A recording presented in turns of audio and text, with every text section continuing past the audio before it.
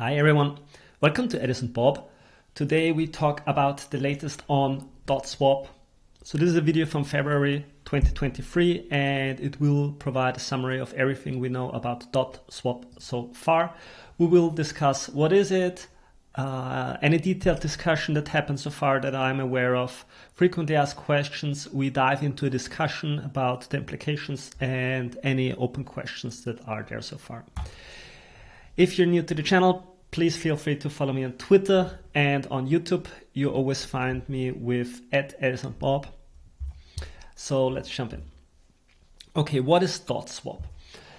DotSwap is a DEX on the common good parachain Statemint on Polkadot. So Polkadot is the system where there can be a lot of different chains, parachains that are docked to the same relay chain, and there are a few common goods chains that should provide value for the whole ecosystem, that are not so much in competition. They don't have to fight to become a slot, but they are granted a slot. And the common goods parachain Statemint is intended to be a chain where tokens can live, be registered, and be available for the whole ecosystem. And in a roadmap presented in November 2022, the intention was stated to extend the functionality of Statemint to add the possibility to have a DEX directly on Statemint that should allow tokens to be exchanged. I think the core of the intention was for the whole ecosystem to become more open for external assets to flow into the Polkadot ecosystem. Assets like ETH, stable coins like USDT, USDC, maybe also Bitcoin, and of course also to connect Polkadot and the sister network Kusama. There are many parachains that are offering sort of bridges to other ecosystems, but still the adoption of the ecosystem takes time, and this is an initiative to accelerate the inflow of capital into the Polkadot ecosystem. So there were a few primary goals. Number one is to provide DOT liquidity against external tokens, and external tokens are defined as tokens that originate outside of the security umbrella of Polkadot. Things like Bitcoin, ETH, also KSM, USDT, USDC. And yes, this means USDC is coming to Statemint. It has long been rumored to come, but from what we hear, it should land by the second quarter of 2023. Then there is another intention, and that is to enable sufficient assets. That means that you can onboard to Polkadot without owning DOT. It could be anything like ETH or USDT. So in a way, it means bring your own gas. You don't need DOT to do your first steps in the ecosystem. You can pay fee in any sufficient asset. A sufficient asset is an asset that has a liquidity pool on DotSwap. And in this regard, there is a way to determine the price against DOT. And so the paying of gas happens under the hood. You can pay in ETH and under the hood it gets swapped against DOT. And this is what actually gets paid as a fee to the node operators, the validators. And the third intention is to allow other DOT-bound pairs. So that can mean any other parachain like Mangata comes to Statemint, it registers that asset, and then it has a DOT Mangata pair, for example. So let's dive into a few details, common questions that have been resolved on the mechanics. So there is an exchange commission of 0.3%, which is very common, pretty standard, and it goes to the liquidity providers, nowhere else. Nothing goes to the treasury or to any other stakeholder. It only goes to the liquidity providers. The automated market maker itself is similar to Uniswap version 2, or it has also been related to Uniswap version 1 or 2. So that means there is only an XYK curve. It's nothing fancy. It's very traditional. The established automated market maker protocol that you know from many different DEXs that sort of has proven itself. And so this is something that can be relied on. And this is a specialty, only pairs against DOT.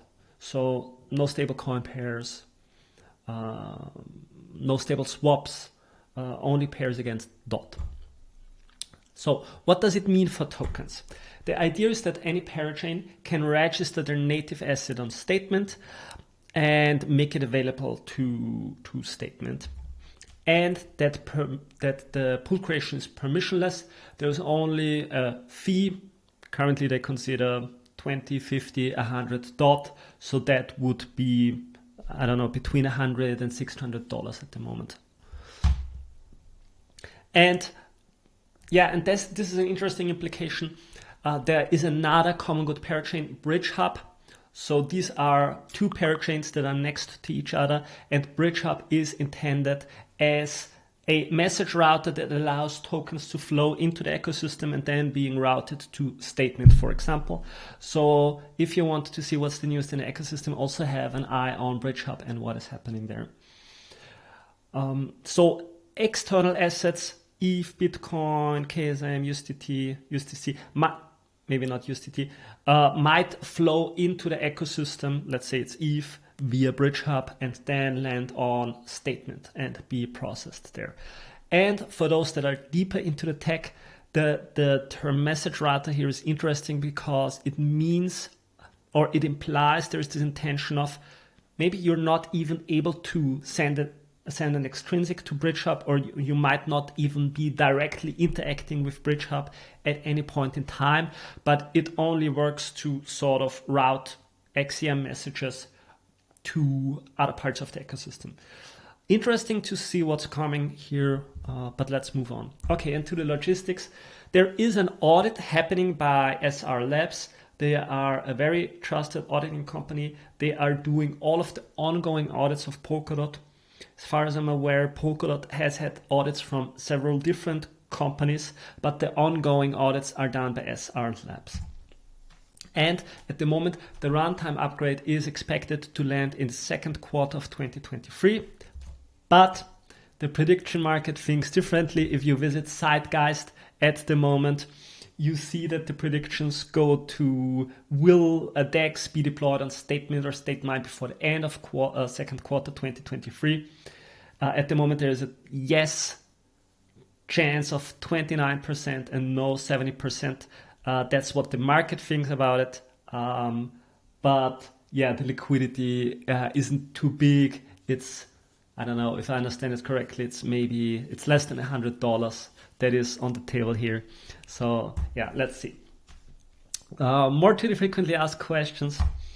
Will there be a trading UI or analytics? So what we know is that Parity will build pellets and offer them for the chain to be accepted onto Statemint, but they won't be building a user interface. They won't be building a trading UI, trading app. So this is open for anyone in the ecosystem to create an UI. Could be a parachain team, could be any of the teams that are in the ecosystem, could be even you. So you can think about grants. There could be a grant from the Web3 Foundation. There could be a grant from the Treasury, maybe, or any of the other parachains where there is a collaboration possible. So it's really up to anyone to provide a trading UI. And I think quite a few people might consider it already. And the same question goes for analytics. Who will be providing analytics? So commonly asked questions, really common. I think it's the question I heard the most. Will it be on Kusama 2? I heard two different answers. I heard yes and likely. My feeling is the answer is yes. I was hearing this from more people that it will be on Kusama 2. But there were also voices that were saying it's likely, but it's not guaranteed. So this is where we stand right now. Also a common question, are there already deals with market makers? So the question is, let's say you have .USDT liquidity. It only makes sense if you can go in with a certain size, if you can come in with volume, and then you don't want to have too much slippage. It's the traditional XYK curve, so there will be slippage. So that means, that implies there is a need for a lot of liquidity. Who will be providing it? There is nothing, no one stated so far that there is a deal with a market maker. The question is rather, it's permissionless, anyone can do it. We will see what will be coming. My expectation will be there will be market makers that will be aware of the offer and that can start to provide liquidity there. And you can expect, if there is a lot of liquidity, if this is, let's say, the most trusted, most audited solution that has the deepest native integration in the ecosystem to support liquidity, that it sort of will act as a gravity center and attract a lot of liquidity. And in this way, any market maker that is looking for volume, for profit from volume and not just getting liquidity mining incentives, will seriously consider DotSwap. Now this brings us to the question of incentives. Will there be incentives? Will there be DOT or other tokens? This is, from what I understand, still an ongoing debate, highly debated. My personal opinion is that there shouldn't be DOT incentives. There are a few good arguments that argue for DOT incentives, so this is an ongoing discussion. I won't be going into it in this video. And then there's also the possibility that any protocol, anyone could offer incentives for any pair that they are bringing in. But at the moment, this would not mean that there is any protocol level support for those incentives. It would have to be distributed in a different way. So the incentive question as a whole is still an open question, still up for debate. And this question was first raised in the Polkadot forum, and I can invite you to look at the Polkadot forum from time to time. There are some very deep discussions there, and this post from December 2022 discussed it first. So Ray, I think Ray works at Parity, discussed this question of where could incentives or exchange commission or income for liquidity providers come from, and there is also much more to that discussion that you can see here. Okay, additional points for discussion. I think I just went into this. The assumption of many people here is that this DotSwap will provide a much needed liquidity relief, a decentralized solution where it is expected there will be a lot of liquidity that will allow people from other ecosystems to join, to come in with size, to buy DOT or any other token that is relevant for their activities in the ecosystem, and sort of act as a gateway to bring in on board more capital, more people into the ecosystem. It has been discussed a lot in parachain teams. What do you think? Is this good? Is this bad? I think one thing can be stated very clearly. There seems to be a lot of readiness in the community. There seems to be a lot of readiness at Parity also to provide this. And I guess there is a lot of readiness for governance voters with a lot of voter power to accept this. So my feeling is resistance is futile. It will be a monopoly in the sense of attracting the most liquidity, commanding flow in the midterm. You can expect that in the long term, even better solutions will come along from other parts of the ecosystem. But my feeling is in the midterm, it will be a monopoly. And what I also think, it is a net positive for the ecosystem. If capital, if more people come into the ecosystem and have Statemint and DotSwap as their gateway, as their entrance point to the ecosystem, and then to let that capital flow to parachains to engage market activity, economic activity, I think it's a net positive and it shouldn't be feared. Personally, I think it's going to be very interesting. And so once you reach that point and just say, is it good, is it bad? But just say it will be happening. So let's think about what is going to happen and what are the implications. Then you can start really to think about how to work with it. So first of all, DEXs, they are the one fearing it the most. They have a more challenging time now. They could be fearing the monopoly. But the answer is fairly simple. They have to provide superior value to traders and liquidity providers. And this can be done on many fronts. This can be done in terms of having a good front end, having a good user experience that can be provided to users, having better offers on the trading side, bring your own gas, gasless swaps, or any other features that any DEX might be providing. There's a lot of features you can think of how you can make the experience better and easier. And this is especially true in Substrate, where you can do so many things on the chain level itself in how the DEX integrates with the way the chain works. So there are many things you can do to provide a superior experience, add superior value for the experience of traders and liquidity providers, add additional opportunities for liquidity providers to earn and reuse their liquidity.